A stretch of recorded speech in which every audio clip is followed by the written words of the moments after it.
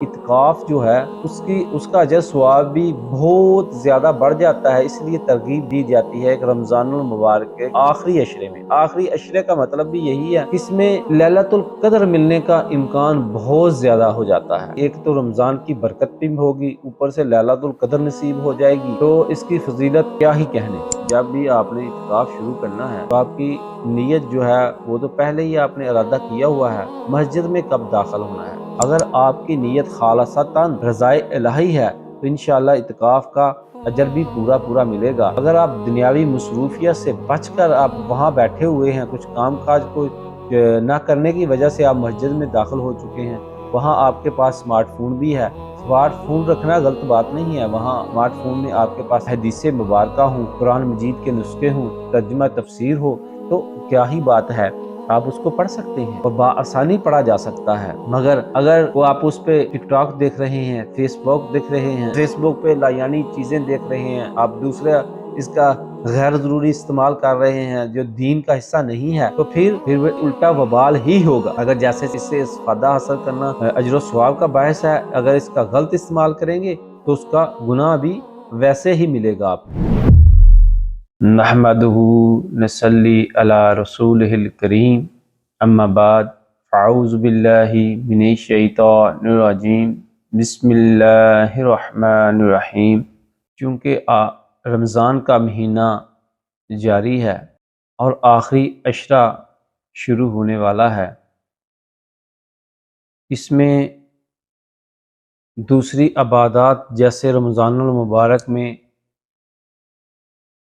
قیام اللیل کا خاص اہتمام کیا جاتا ہے، دن میں روزہ رکھا جاتا ہے، 5 وقت کی نماز تو ہر حال میں مسلمان پہ ضروری ہے، اس نے پڑھنی ہی ہے۔ دن میں رمضان میں جو عبادات زیادہ ہو جاتی ہیں، دن میں روزہ رکھا جاتا ہے اور رات میں قیام اللیل کیا جاتا ہے، جس کا اللہ پاک نے حکم دیا ہے۔ اس کے ساتھ ساتھ آخری عشرے میں اعتکاف کیا جاتا ہے۔ اعتکاف کرنے والے کے لیے بہت زیادہ خوشی کی بات یہ ہوتی ہے کہ اس کو انشاءاللہ ليلۃ القدر نصیب ہو جاتی ہے، کہ ليلۃ القدر کے بارے میں کہا گیا ہے کہ اس کو تلاش کرو، یعنی کہ کوئی بھی ایک رات میں نہیں، آخری عشرے کی تاک راتوں میں، جس سے 21ویں رات، 23ویں، 25ویں، 30ویں اور 29ویں رات، ان راتوں میں تلاش کرو۔ اگر کہیں مطرح ابر آلود تھا، کوئی دن آگے پیچھے خدا نخواستہ ہو بھی گیا ہو، تو امید کی جا سکتی ہے انشاءاللہ اعتکاف کرنے والے کو ليلۃ القدر نصیب ہو جاتی ہے، جس کے بارے میں کہا گیا ہے کہ 1000 مہینوں سے بھی افضل ہے، یعنی کہ اس ایک رات کی عبادت جو ہے 1000 مہینوں سے بھی افضل ہے۔ یہ خاص شرف مسلمانوں ہی کو نصیب ہوا ہے۔ بہت سی نعمتیں اللہ تعالیٰ نے صرف مسلمانوں کو عبادت کی شکل میں عطا کی ہیں، جیسا کہ جمعہ کا دن بہت مبارک ہے، ایک مہینہ رمضان المبارک کا مہینہ دے دیا گیا، اور پھر اس میں ليلۃ القدر دے دی گئی، جس کے بارے میں کہا جاتا ہے کہ 1000 مہینے سے افضل ہے۔ امام مسلم رحمہ اللہ نے کتاب الاعتکاف میں یہ باب بنا ہے، جس میں سب سے پہلے انہوں نے جو مقدمہ بیان کیا ہے، اعتکاف کا معنی، مفہوم، احکام و مسائل، یہ شارٹ ٹرم میں بیان کیے گئے ہیں، اور اس سے ہم استفادہ حاصل کرتے ہیں، لفظ بلفظ اس کو پڑھنے کی کوشش کرتے ہیں، تاکہ ہم اعتکاف کی میں بیٹھنا چاہتے ہیں تو بنیادی ضروریات، بنیادی معلومات ہم کو سب سے پہلے میسر ہونی چاہیے، ان کا ہم کو علم ہونا چاہیے۔ اللہ تبارک و تعالیٰ نے قرآن مجید میں سورۃ بقرہ میں 187 آیات میں فرمایا ہے، مت کرو جب تم اور ان سے مباشرت مت کرو جب کہ تم مسجد میں اعتکاف کرنے والے ہو۔ اور اس کے بعد امام مسلم نے باب باندھا ہے، اللہ تعالیٰ کی عبادت کے لیے ہر طرف سے بے تعلق ہو کر مسجد میں گوشہ نشینی ایک قدیم عبادت ہے۔ اسے عکوف یا اعتکاف کہتے ہیں۔ جب اللہ کا پہلا گھر بنا تو عبادت کے دوسرے طریقوں کے علاوہ یہ اعتکاف کا بھی مرکز تھا۔ اعتکاف رمضان اور غیر رمضان میں کسی وقت بھی کیا جا سکتا ہے، یعنی کہ اس کی شرط صرف رمضان ہی نہیں ہے یا رمضان کا آخری عشرہ ہی نہیں ہے، جیسا کہ عام فہم بات یہی ہے۔ اعتکاف رمضان کے آخری عشرے میں ہی کیا جاتا ہے۔ اس کی یہ تو بنیادی وجہ ہو سکتی ہے کہ جیسے تمام عبادات بڑھا چڑھا کر ان کا انعام و کرام دیا جاتا ہے، ویسے اعتکاف عام دنوں کی نسبت رمضان المبارک میں اس کا اجر و ثواب بھی بہت زیادہ ہوگا، بہت زیادہ ملے گا۔ مگر ایسا ہرگز نہیں ہے کہ اعتکاف بس رمضان المبارک میں ہی کیا جا سکتا ہے، نہیں، ایسا بالکل بھی نہیں ہے۔ اعتکاف عام دنوں میں کیا جا سکتا ہے، مگر اس میں کرنے کی خاص وجہ یہ ہے کہ ایک تو اس کا اجر و ثواب بہت زیادہ بڑھ جائے گا۔ عام دنوں میں ایک نیکی 10 کے برابر اور نیت پہ ڈپینڈ کرتے ہوئے 70 تک پہنچ جاتی ہے۔ رمضان المبارک میں ایک نیکی 70 سے شروع ہو کر 700 گنا تک چلی جاتی ہے۔ یہ آپ کی نیت پہ ڈپینڈ کرتا ہے کہ آپ کی نیت کتنی خالص ہے، آپ کو موقع کیسے میسر ہیں، ان کا وقت کیسے درکار کیا آپ نے، جو آپ نے نیکی کا عمل کیا اس میں آپ کی تگ و دو کتنی تھی، یہ سب کچھ اس میں میٹر کرتا ہے، اور یہ ثواب 700 گنا تک بڑھ جاتا ہے۔ اسی لحاظ سے اعتکاف جو ہے اس کا اجر ثواب بھی بہت زیادہ بڑھ جاتا ہے، اس لیے ترغیب دی جاتی ہے کہ رمضان المبارک کے آخری عشرے میں، آخری عشرے کا مطلب بھی یہی ہے کہ اس میں لیلۃ القدر ملنے کا امکان بہت زیادہ ہو جاتا ہے۔ تو لیلۃ القدر مل جائے گی، ایک تو رمضان کی برکت بھی ہوگی، اوپر سے لیلۃ القدر نصیب ہو جائے گی، تو اس کی فضیلت کیا ہی کہنے۔ رسول اللہ صلی اللہ علیہ وآلہ وسلم رمضان کے آخری عشرے میں ضرور اعتکاف کرتے تھے، یعنی کہ عام دنوں میں بھی ہو سکتا ہے سرکار دو عالم صلی اللہ علیہ وآلہ وسلم اعتکاف کرتے ہوں، اس بات سے یہ ضرور اعتکاف کرتے تھے۔ اعتکاف کرنے میں 20ویں روزے کے دن غروب آفتاب سے قبل مسجد میں داخل ہونا ہے۔ یعنی اعتکاف شروع کب کرنا ہے؟ جب بھی آپ نے اعتکاف شروع کرنا ہے تو آپ کی نیت جو ہے وہ تو پہلے ہی آپ نے ارادہ کیا ہوا ہے، مسجد میں کب داخل ہونا ہے، یعنی کہ آپ نے 20واں روزہ جو ہے وہ مسجد میں جا کر افطار کرنا ہے، سورج غروب ہونے سے پہلے داخل ہو جانا ہے مسجد میں، کیونکہ سورج غروب ہوتے ہی تو افطاری ہو جاتی ہے، تو اس سے پہلے آپ نے مسجد میں داخل ہو جانا ہے۔ رمضان کے آخری دن کے غروب سے اس کا اعتکاف ختم ہو جائے گا، یعنی جس دن آپ کو پتہ چل جائے گا کہ آج 30واں روزہ ہے یا چاند نظر آ گیا 29ویں روزے میں چاند نظر آ گیا، وہ 29 ہوں یا 30 ہوں، جب آپ 20ویں روزے میں غروب آفتاب سے پہلے مسجد میں داخل ہو گئے، اب آخری روزہ جس دن ہوگا اس کے غروب آفتاب کے بعد آپ نے نکلنا ہے۔ داخل جب ہونا ہے وہ غروب آفتاب سے پہلے داخل ہونا ہے، اور جب مسجد سے آپ نے نکلنا ہے تو غروب آفتاب کے بعد نکلنا ہے۔ اعتکاف کا مقصد اللہ تعالیٰ کی عبادت اور ذکر و فکر کے لیے تنہائی اختیار کرنا ہے، لہٰذا دوران اعتکاف فضول مصروفیات، دنیاوی کاموں اور لا یعنی گفتگو تے احتجاج ضروری ہے۔ ایسا نہیں ہے کہ آپ اعتکاف تو بیٹھے ہوئے ہیں، بات پیچھے وہی آ جاتی ہے اس کا اجر و ثواب ملے گا کیوں؟ یہ کیسے؟ انما الاعمال بالنیات، عملوں کا دار و مدار نیتوں پر ہے، جیسی آپ نے نیت کی ہوگی اجر تو ویسا ہی ملے گا۔ اگر آپ کی نیت خالصتاً رضائے الہی ہے تو انشاءاللہ اعتکاف کا اجر بھی پورا پورا ملے گا۔ اگر آپ دنیاوی مصروفیت سے بچ کر آپ وہاں بیٹھے ہوئے ہیں، کچھ کام کاج کو نہ کرنے کی وجہ سے آپ مسجد میں داخل ہو چکے ہیں، وہاں آپ کے پاس اسمارٹ فون بھی ہے، اسمارٹ فون رکھنا غلط بات نہیں ہے، وہاں اسمارٹ فون میں آپ کے پاس حدیث مبارکہ ہوں، قرآن مجید کے نسخے ہوں، ترجمہ تفسیر ہو، تو کیا ہی بات ہے، آپ اس کو پڑھ سکتے ہیں اور بآسانی پڑھا جا سکتا ہے۔ مگر اگر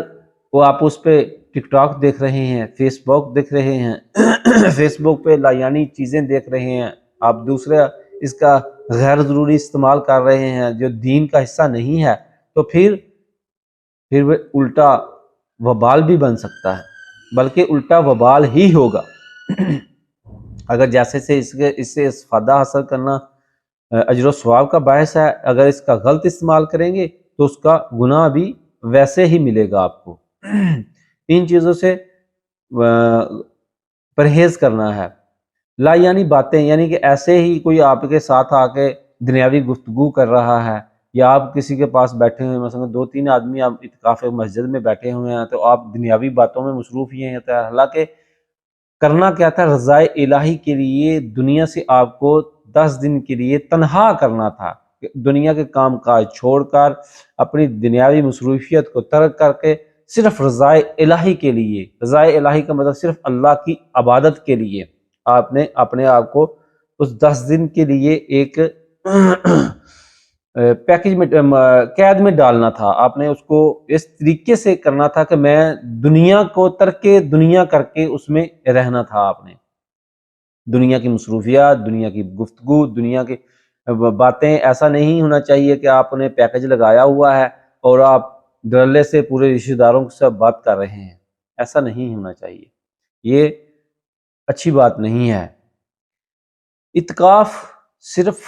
مسجد میں ہی کیا جا سکتا ہے، عورت بھی اعتکاف کر سکتی ہے، اس لیے اپنے خاوند یا ولی کی اجازت کے ساتھ ساتھ ایسی مسجد بھی ضروری ہے جہاں پردہ، امن، تحفظ اور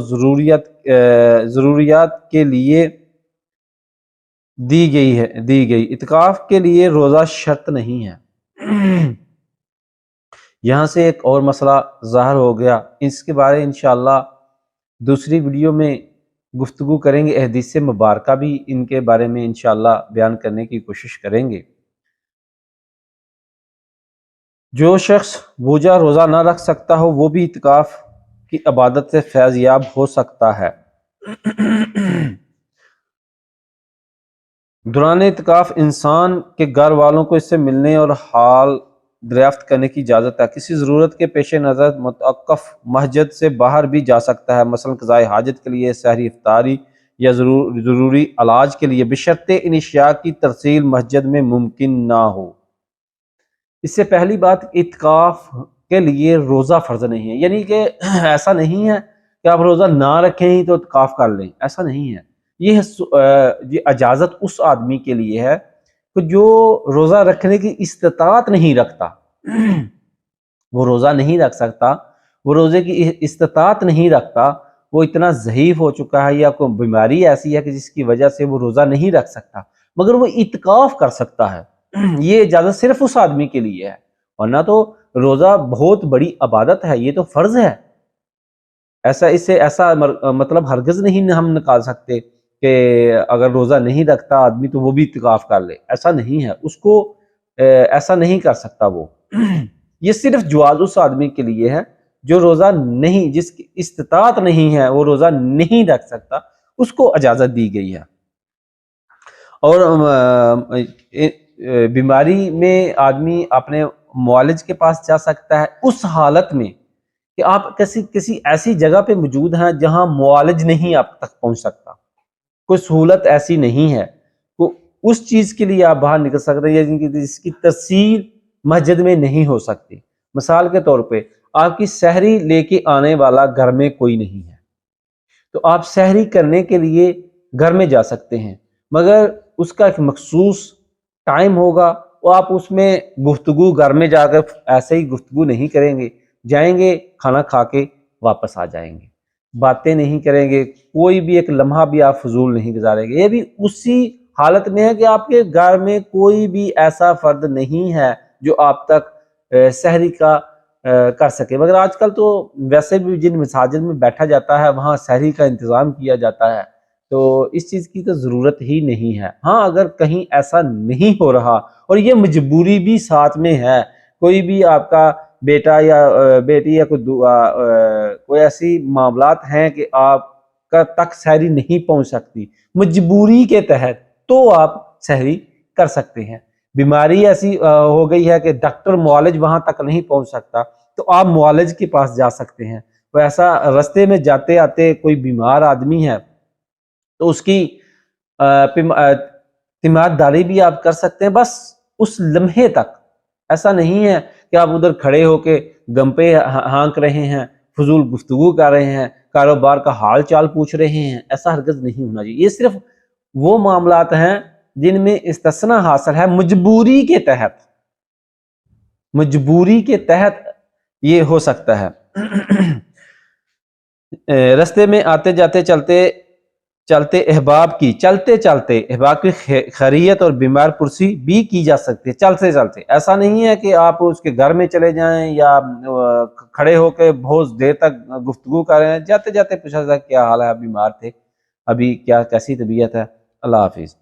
مدرجہ ذیل اشیاء سے اتقاف ختم ہو جاتا ہے۔ اب یہ تین باتیں بتائی جا رہی ہیں جن کی وجہ سے اتقاف ختم ہو جاتا ہے، بغیر ضرورت کے مسجد سے نکلنے سے۔ سب سے پہلی بات کہ اگر ضرورت کے بغیر آپ مسجد سے نکلے تو اعتکاف ختم ہو جائے گا۔ نمبر 2، ازواجی تعلقات قائم کرنے سے۔ یہ کسی صورت میں ہو سکتا ہے کہ مسجد میں بھی آپ کی زوجہ آ سکتی ہے، آپ گھر میں ساری کے لیے گئے ہیں، کسی ایسے بھی اگر کہیں بھی ایسا کام ہو گیا تو اعتکاف ختم ہو جائے گا۔ عورت کے ایام یا نفاس شروع ہو جائے،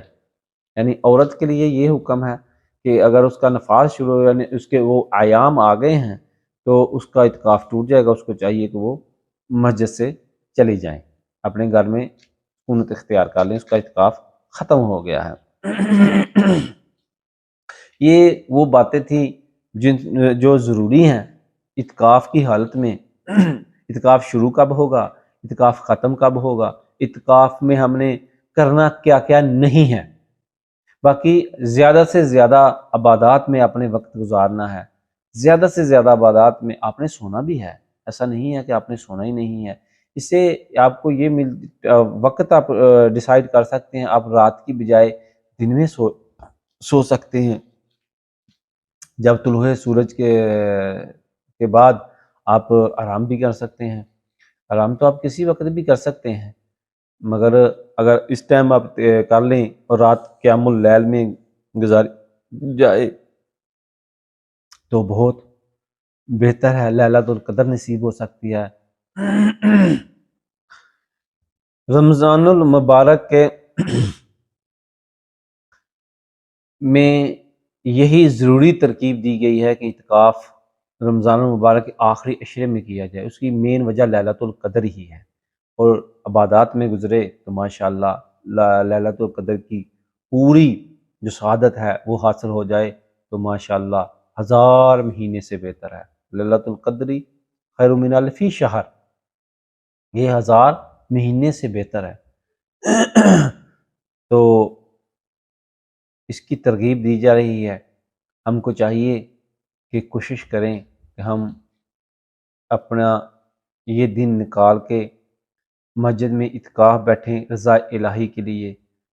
جو بھی ہم نے پڑھایا سنایا، اس میں سب سے پہلے مجھے اور بعد میں آپ کو سن کے عمل کرنے کی اللہ رب العالمین توفیق عطا فرمائے۔ اس میں جو غلطیاں کوتاہیاں اگر کچھ ہو گئی ہے تو اللہ ہم سب کو معاف فرمائے، اور ہماری نیت کو اللہ رب العالمین نے اپنی بارگاہ الہی میں قبول فرمائے۔